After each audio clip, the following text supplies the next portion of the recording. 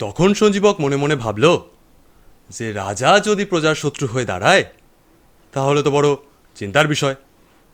মানুষ বজ্রপাতকে ভয় করে, কিন্তু রাজক্রোধ তো তার চেয়ে বেশি ভয়ঙ্কর। বাজ শুধু এক জায়গায় পড়ে, এক জায়গায় অনিষ্ট করে, কিন্তু রাজক্রোধ যে কত লোকের সর্বনাশ করবে, কত লোককে আঘাত করবে, তার তো কোনো ঠিক নেই। তখন সঞ্জীবক স্থির করল যে প্রজাকে যদি মরতেই হয় তবে অনিষ্টকারী রাজার আদেশ মান্য করে মরাচ্ছে বরং তার বিরুদ্ধে লড়াই করে মরা ভালো। কিন্তু রাজার তো অনেক শক্তি, তার বিরুদ্ধে আমরা কেমন করে লড়বো গুরুমশাই? রাজার শক্তি তো আমরাই, দেশের সাধারণ মানুষের শক্তিতেই তো রাজা শক্তিমান।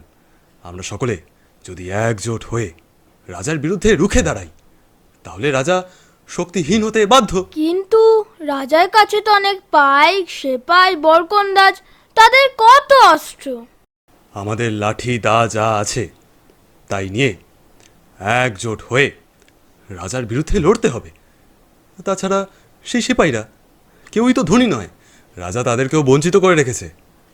সিপাহীদের সে কথা বোঝাতে হবে যে তারা যে রাজার পক্ষে সাধারণ মানুষের বিরুদ্ধে অস্ত্র ধরেছে সে রাজা আসলে কোনো অনাচারী। সবটা বুঝলে সিপাহীরা তাদের অস্ত্রের মুখ রাজার দিকে ঘুরিয়ে দেবে।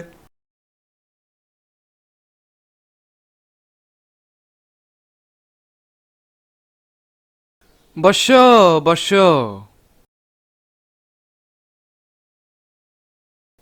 আজ কি পাঠ হচ্ছে? হ্যাঁ, কি পাঠ পণ্ডিত মশাই? হিতোপদেশ। হিতোপদেশ? কাহার উপদেশ? হিতাহিতের বিচার করে কি? কি দেয় উপদেশ? স্বর্ণ পণ্ডিত, রাজার উপদেশ। সভাকবি শোনান রাজবচন।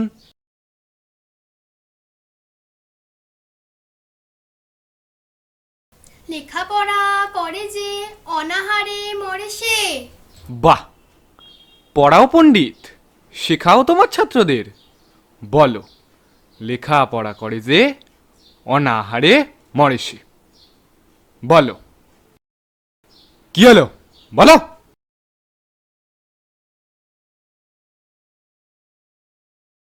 বলো তোমরা,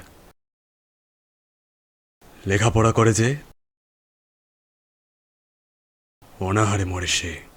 বাহ, লেখাপড়া করে যে অনাহারে মরে সে। জানার কোনো শেষ নাই, জানার চেষ্টা বৃথা তাই। জানার কোনো শেষ নাই, জানার চেষ্টা বৃথা তাই। বিদ্যা লাভে লোকসান, নাহি অর্থ নাই মান। বিদ্যা লাভে লোকসান, নাই অর্থ নাই মান। হীরক রাজা বুদ্ধিমান, করো সবে তার জয়গান। হীরক রাজা বুদ্ধিমান, করো সবে তার জয়গান। যাও, আজ থেকে ছুটি, পাঠশালা আর নাই। উঠে পড়ো। পণ্ডিত,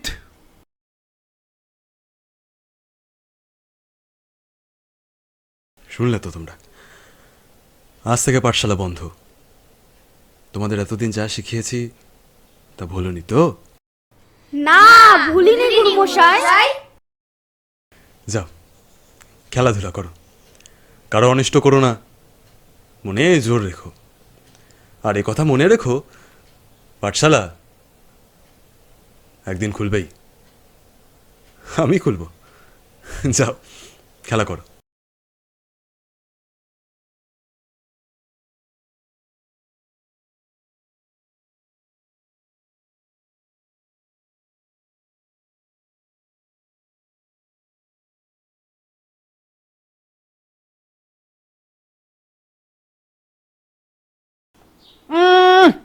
পাঠশালা একদিন খুলবেই। প্রহরী, পণ্ডিতের সব পুঁথিপত্র নিয়ে এসে একেবারে জ্বালিয়ে দাও। কখনো না, আপনার কি উন্মাদ? খবরদার, রাষ্ট্রকর্মে বাধা দিতে নাই। বাধা দিলে মগজ দোলে।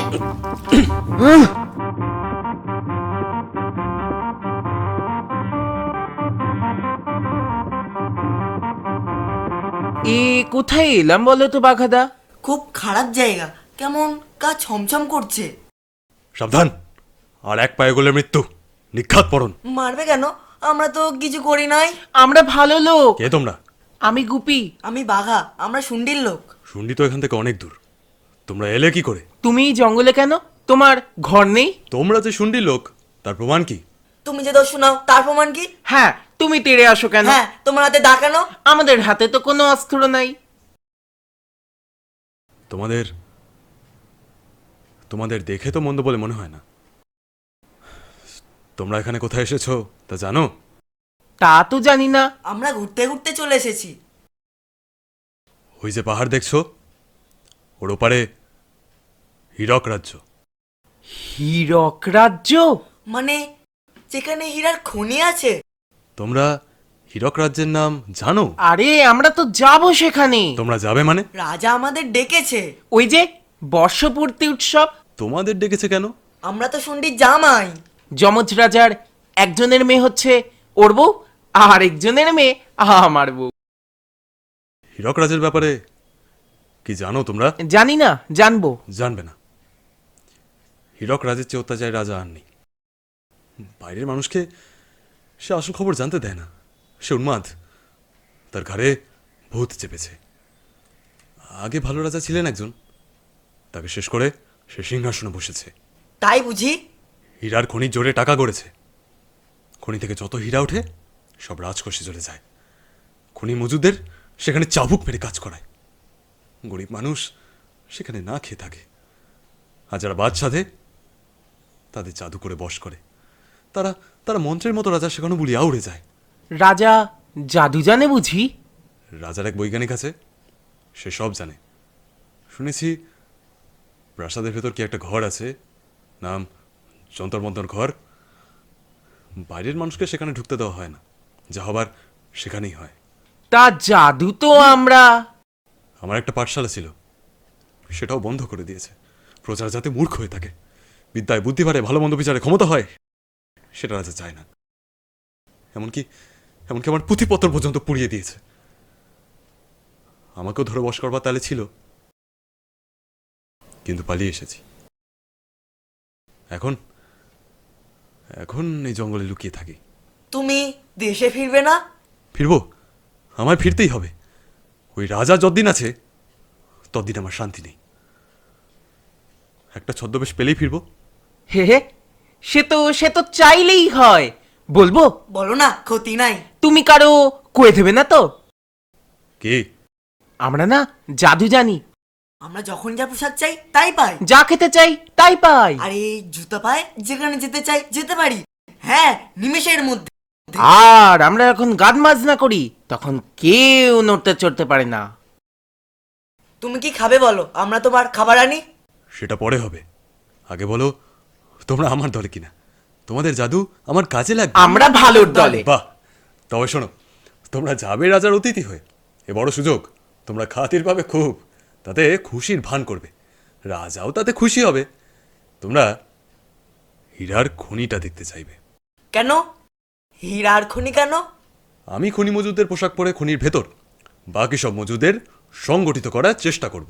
তোমরা সেখানেই আমার দেখা পাবে এবং পরবর্তী কার্যক্রম সম্বন্ধে নির্দেশ পাবে। কি মনে থাকবে তো? হ্যাঁ, থাকবে। তবে হাত মেলাও।